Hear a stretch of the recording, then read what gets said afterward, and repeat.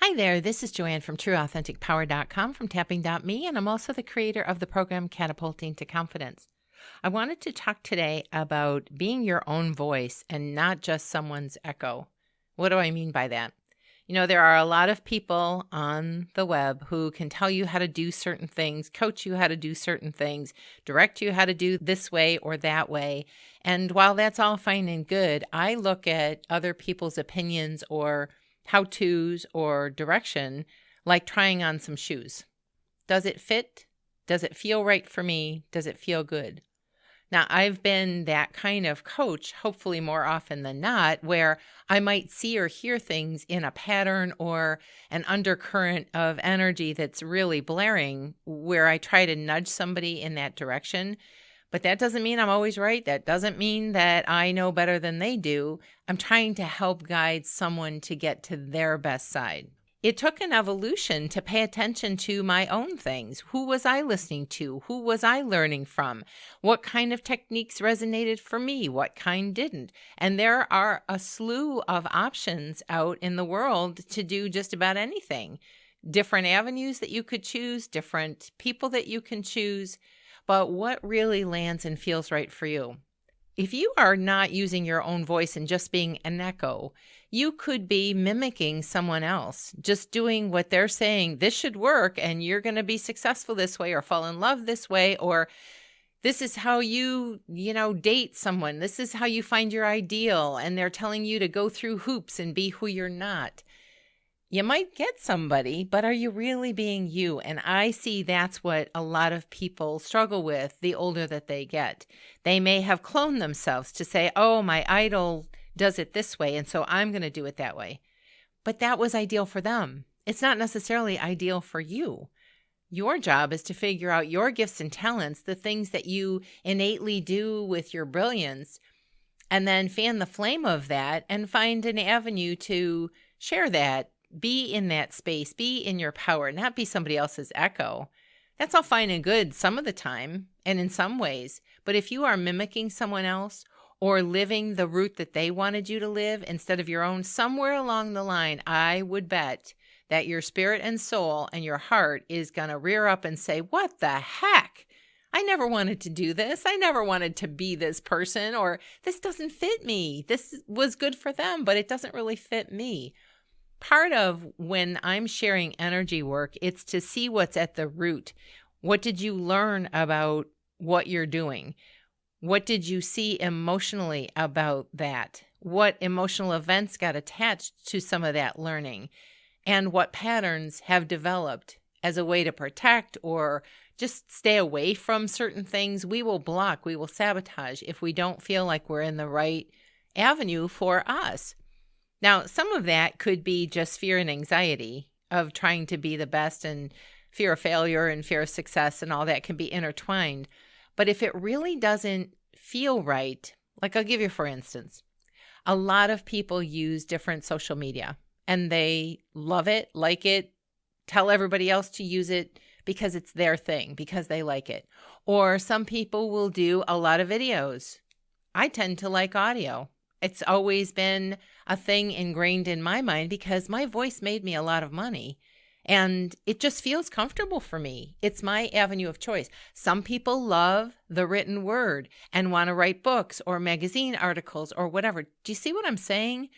Some people have a real true desire to do a certain, pick a writer, a doctor, somebody who organizes. It doesn't matter what the choice is. If it's your gift and talent and you love it, you will not only be fulfilled, you will not only be happier, it will bring you more abundance going down a path that brings you that kind of joy than trying to fight the current of what you think you're supposed to do, how you're supposed to be, mimicking somebody else. Well, it brought them success. So if I do XYZ like they did XYZ, I'll get the same outcome. Yeah, but will you have fulfillment? That's the whole idea. Your soul is not the same as somebody else's. Your journey is not the same as somebody else's. I see a lot of young people, professionals, blue collar, white collar, men, women, it doesn't matter.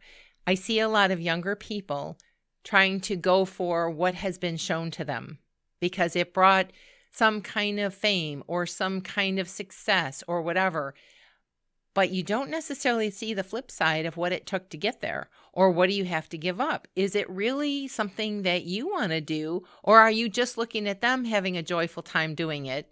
And a lot of that can be fabricated. I'm telling you right now, a lot of social media, a lot of TV stuff can be fabricated. They're putting on a show. They're putting on the act, the face, the mask, the whatever, call it. It doesn't necessarily mean it's true. So I guess I'm asking you, are you being an echo to somebody else's journey, or are you discerning and deciphering? Are you trying on the right shoes that feel so good to you and you can feel it? It just feels easy. It feels right. It feels good. And it may take some investigating to figure that out, but that's part of the journey too. Everybody doesn't have all the answers, and I don't know that we're supposed to be honest. I think this journey of living is, in fact, that, a journey. We outgrow people, we outgrow situations, we go to the next phase of something we want to do more of or get better at or whatever. You get the idea of what I'm saying. My point here is, do you really want to live somebody else's journey, or do you want to live your own? I think some of the happiest people that I've ever come across are those who found what they love to do, and it's not a job. It's not something, oh, I have to do it. Now, there may be aspects of it that they don't want to do, but overall, they enjoy what they're doing. So, are you doing what you love? Are you using the skills and talents that are innately yours? Do you even know what you like to be around, who you like to be around, what kind of things you like to do? Or are you just doing what you fell into or the best that you could get at the time? And that can work for a while, but you kind of want to be thinking about, what really brings me joy? What really brings me bliss? And for that reason, I have created a Design Your Life Now download. And the reason I put that together was because I heard a lot of people in the loops of, but I'm supposed to do it this way, or that's what my parents wanted me to do, or I was supposed to go to this school because that's what they did, or I'm supposed to be in this profession because I'm carrying on the line of people in my family who have all done this. Yeah, well, what if it doesn't fit you? What if you don't like it? That creates a lot of unhappiness. One of the things that I started realizing was I love vibrant but fun and lighthearted people. And I was around a lot of serious people growing up. And so I kind of looked for where are the playful ones? Where are the lighthearted? Where are we can just giggle and have a good time together? And that was hard to find in my younger years, given some of my upbringing and some of the schools that I went to. But I realized a lot later I really love gentle, kind people.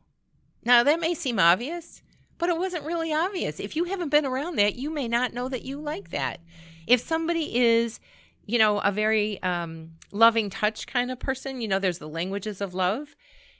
That's up to us to figure out what it is we like and then seek that out so that we're not settling or not falling into by default. Sometimes that can work too, and you might just love what you've fallen into. I never knew I was a salesperson until my first job, and it came really easily for me. It's like, go figure. How do you know about that? What do you know about that? I didn't know. So you try different shoes on, but if they don't fit or you're around the wrong people, the closer you can get to figuring out what it is you do like and then tapping in those things, it's kind of amazing how they start to show up because that's where your focus is. It's like, have you ever bought a new car and then everywhere you see that same blue car or gray car or whatever, it's like, there's one. It's because that's where your focus is. You might want to figure out what that list of good things would be for you. So the Design Your Life Now download, I keep bringing that up because people say, oh, I just want to be happy. But what makes you happy? What are the criteria that kind of feel good to you? Where are the moments in your life where you have felt that strong, oh, that feels so good? Or the people that you're around that, oh, I love being around them. Or this is so fun for me. If you can kind of zero in more on those kind of things, you might be able to find them a lot easier just by your clarity. People talk about clarity all the time. And it's not like something by accident can't find you. That has happened too. But the more you can discern and decipher.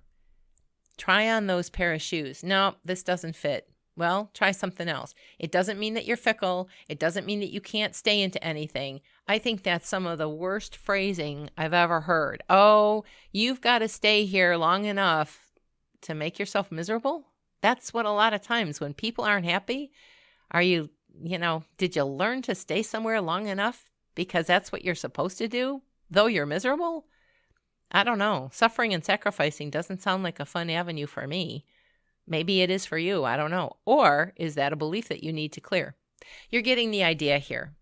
My point is, I'm not necessarily saying to quit something, but you don't necessarily want to linger in the same old patterns where somebody's telling you how to do it, how to feel. One more thing. I heard a story from an elderly woman recently who went to the doctor and she's having a lot of pain, but she hides it well. That's one of her things that she does. She doesn't go near emotions. She suffers and hides it as best she can. And her daughter was in the appointment with her, and this particular woman was asked, what's the level of pain? And she said 9.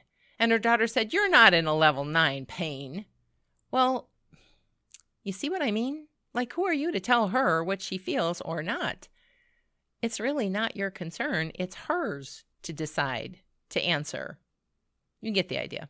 Anyways, the Design Your Life download may help you get clarity on some of those things, some of those people that you love to be around, so that you can pull out in tapping what isn't working and put in some of that criteria.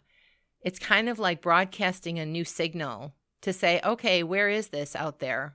I'm looking for that signal that will line up, that will align with what feels good here.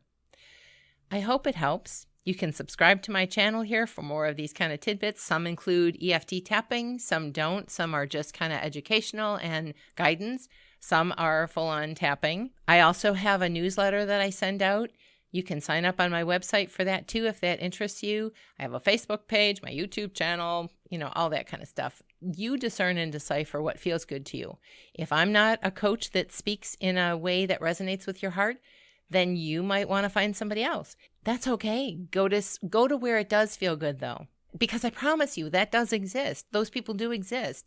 Those guidance avenues that feel so right and in alignment. You know what that feels like. Everybody knows what that feels like. It's just we don't spend enough time in that kind of arena or with those kind of people. I wish you well. I hope this helps. And until our paths cross again next time, bye-bye for now.